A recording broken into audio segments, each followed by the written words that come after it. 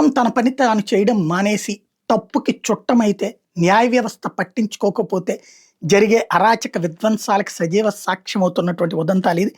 ప్రత్యర్థి పార్టీ కాబట్టి సాక్షి రాసుకొస్తుంది వాళ్ళ పేపర్ కాబట్టి తాజాగా సర్పంచ్ మీద టీడీపీ మద్దతుదారుల హత్యాయత్నం అన్నటువంటి వార్తను రాసుకొచ్చారు. 2020లో వైఎస్ఆర్సీ పాలనలో నత్తగొళ్లపాడులోని పేదలకు ఇళ్ల పట్టాల పంపిణీ కోసం కేటాయించిన 1.28 ఎకరాల భూమి 40 లక్షలతో సర్పంచ్ పూడికి చేయించారు. దీని మీద టీడీపీ నాయకులు హైకోర్టులో కేసు వేయడంతో అప్పట్లో ఈ భూమికి సంబంధించినటువంటి పట్టాల పంపిణీ జరగలేదు. ఈ నేపథ్యంలో సర్పంచ్ పూడికి కోసం వెచ్చించిన 40 లక్షలు కూడా మంజూరు కాలేదు. మరోపక్క గ్రామంలోని 5 ఎకరాల శ్మశాన వాటికి చెరువును ఆక్రమించగా సాగు చేస్తున్న వైనం మీద సర్పంచ్ కలెక్టర్కి ఫిర్యాదు చేశారు. దీంతో గ్రామంలో అభివృద్ధి కార్యక్రమాలకు సర్పంచ్ పిలవకపోగా కక్ష సాధింపు చర్యలకు దిగుతున్నారు. వైఎస్ఆర్సీపీ సానుభూతి పడిన తన మీద టీడీపీ నేతలు కక్షగట్టారని కైకలూరు పోలీస్ స్టేషన్ దగ్గర సర్పంచ్ ముంగర రామకృష్ణరాజు విలేకరులకు చెప్పారు. సోమవారం రాత్రి చర్చలో ప్రార్థనలు ముగించుకుని వస్తుండగా తన మీద హత్యాయత్నాన్ని కూడబెట్టారని తెలిపారు. గుడి వద్ద పెద్దలంతా మీటింగ్ పెట్టారని, నిన్ను తీసుకురమ్మన్నారని, లేదంటే శవాన్ని తీసుకెళ్తామని బెదిరించారన్నారు.